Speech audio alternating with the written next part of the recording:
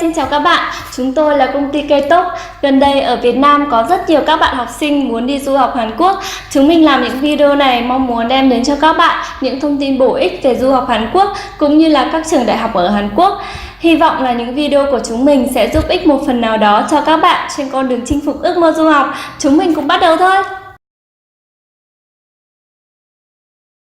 Hôm nay mình xin giới thiệu về trường đại học Hong Ik của Hàn Quốc. Trường đại học Hong Ik hiện tại có 2 cơ sở, một cơ sở Seoul và một cơ sở Sejong. Hiện tại trường có khoảng 18.000 học viên đang theo học.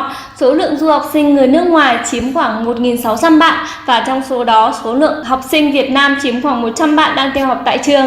Ngày hôm nay mình sẽ đưa đến cho các bạn thông tin về cơ sở Seoul Hàn Quốc nhé. Trường đại học Hong Ik thì hiện nay cũng có ký túc xá, tuy nhiên thật tiếc là vì số lượng học sinh đông, trường không thể cung cấp đủ cho tất cả các bạn học sinh trong trường, nên hiện nay trong quá trình học tiếng Hàn thì du học sinh người nước ngoài không thể sử dụng được ký túc xá. Nhưng các bạn cũng đừng buồn nhé, khi các bạn học lên chuyên ngành, lúc đó các bạn có thể đăng ký ở ký túc xá rồi. Về lịch trình các kỳ học tiếng Hàn Quốc thì thường một năm các trường đại học ở Hàn Quốc cũng như trường đại học Hong Ik sẽ có 4 kỳ học là kỳ học mùa xuân, mùa hạ, kỳ học mùa thu và kỳ học mùa đông, tương ứng với 4 tháng là tháng 3, tháng 6, tháng 9 và tháng 12. Về thời gian tiếp nhận nộp hồ sơ năm 2019 của trường đại học Hong Ik được chia làm 4 đợt. Đợt thứ nhất là vào đầu tháng 1 các bạn sẽ nhập học cho kỳ học tháng 3.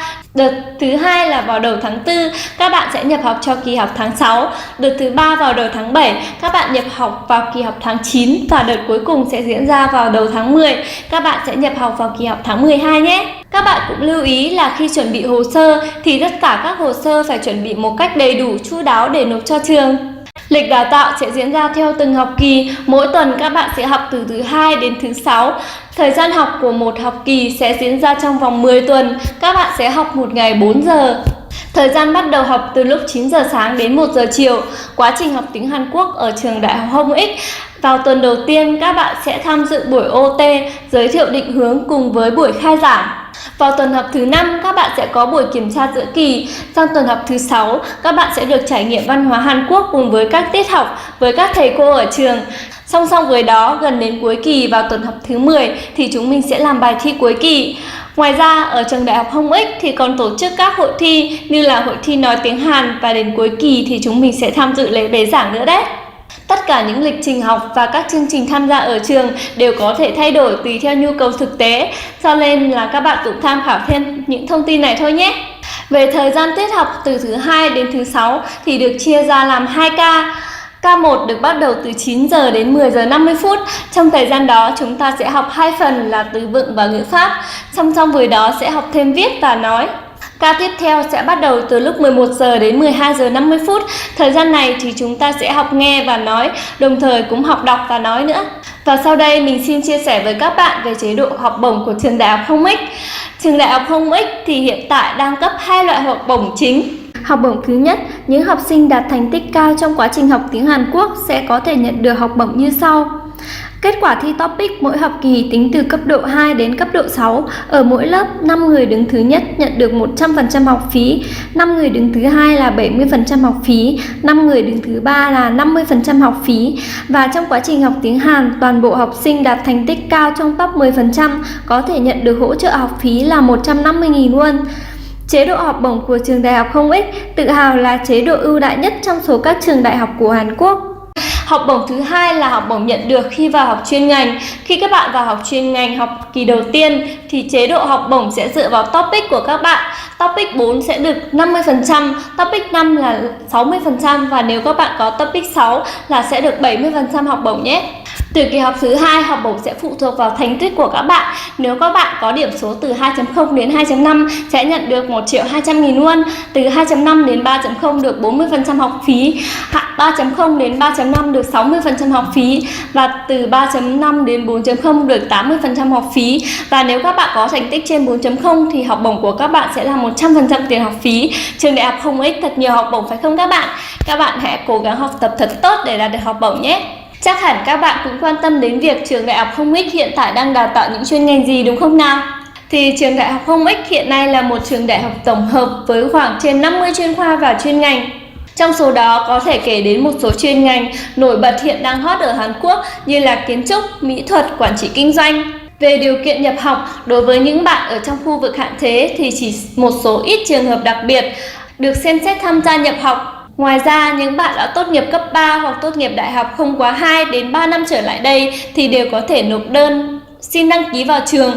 Về tiêu chuẩn tuyển chọn của trường, đối với những bạn không có thành tích tốt nghiệp cấp 3 tốt, tuy nhiên trong quá trình học từ lớp 10 đến lớp 12, các bạn có điểm số toán học, vật lý, tiếng Anh tốt thì cũng sẽ là một lợi thế. Ngoài ra, trường Đại học Hồng Ích rất ưu tiên tuyển chọn những bạn học sinh có thể giải thích được rõ ràng về lý do du học, lý do tuyển chọn chuyên ngành cũng như là lý do chọn trường Đại học Hồng Ích. Trong các buổi phỏng vấn thì có một số trường hợp trường sẽ yêu cầu các bạn có mong muốn học chuyên ngành mỹ thuật, thiết kế có thể phác thảo đơn giản những bản vẽ. Vì vậy, khi chuẩn bị phỏng vấn với trường Đại học Hồng Ích thì các bạn cũng nên chuẩn bị kỹ càng một chút nhé. Các bạn chắc đều rất quan tâm đến các vấn đề liên quan đến chi phí học tập của trường đúng không ạ? Chúng mình cùng xem nhé. Trước tiên là tiền học phí một năm của trường là 6.200.000 won. Như ở trên mình có chia sẻ, do trường không có ký túc xá cho các bạn học tiếng nên các bạn sẽ phải thuê bên ngoài. Phòng một room có thể ở được 2 người, chi phí một người khoảng 1.500.000 won cho 6 tháng. Lệ phí bảo hiểm thì của các bạn thì sẽ khác nhau. Các bạn nữ sẽ thấp hơn so với các bạn nam một chút.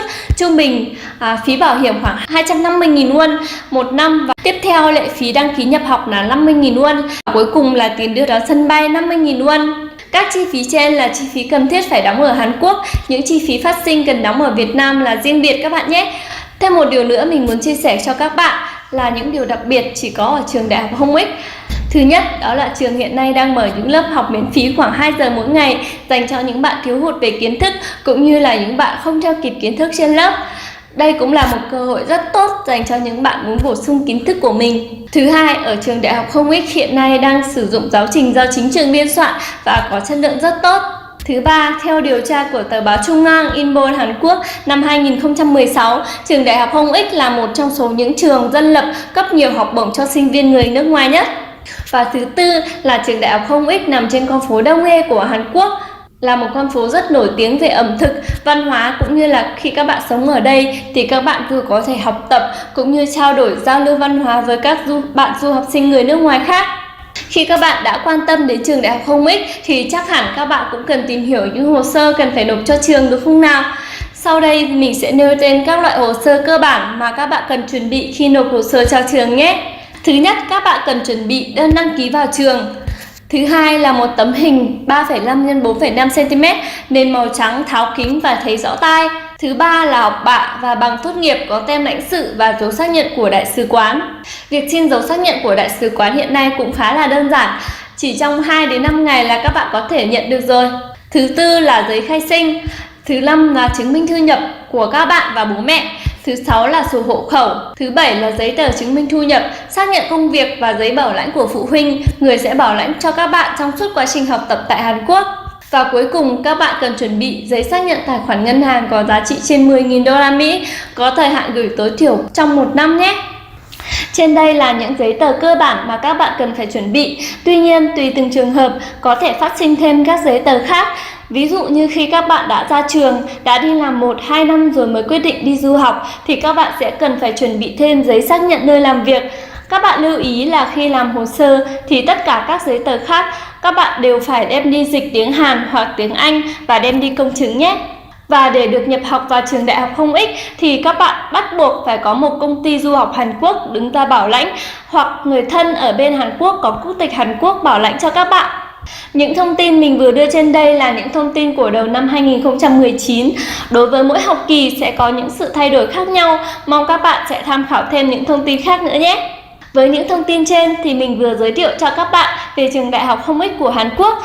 Nếu như các bạn có điều gì thắc mắc, cần giải đáp về những thông tin du học Hàn Quốc thì hãy để lại comment, bình luận ở phía dưới. Chúng mình sẽ rất vui lòng được giải đáp cho các bạn. Vào những video lần sau, chúng mình sẽ tiếp tục đưa những thông tin bổ ích, lý thú về những trường đại học ở Hàn Quốc cũng như là những thông tin về du học Hàn Quốc đến cho các bạn. Các bạn đừng quên like, subscribe và nhấn theo dõi kênh YouTube của chúng mình để nhận được những video mới nhất nhé. Xin chào và hẹn gặp lại!